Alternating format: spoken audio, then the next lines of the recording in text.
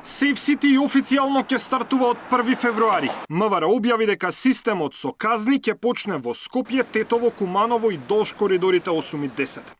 Од полицијата појаснуваат дека видеата од камерите ќе се чуваат 30 дена, но материјалите кои ќе покажуваат прекршоци ќе бидат чувани до целосно завршување на постапката за сторениот прекршок, односно додека возачот не ја плати казната или додека судот не му ја одземе возачката дозвола поради покрупен прекршок. МВР и дефинитивно ќе воведе праг на толеранција, но засега без детали. Во тест периодот, надлежните мора да ја проверат неговата прецизност, калибрацијата и целокупниот процес од детекција до документација.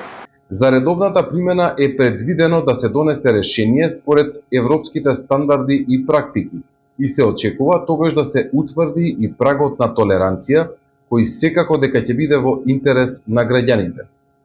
Целта не е Министерството за внатрешни работи да казнува за минимални надминувања, туку да ги спречи опасните брзини и безобзирни употреби на моторни возила кои предизвикуваат сообраќајни незгоди и кои одземаат човечки животи.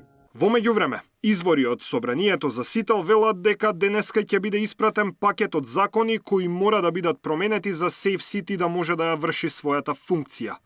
Станува збор за пакет од 5 закони, од кои за измените во законот за прекршоци потребно е двотретинско мнозинство.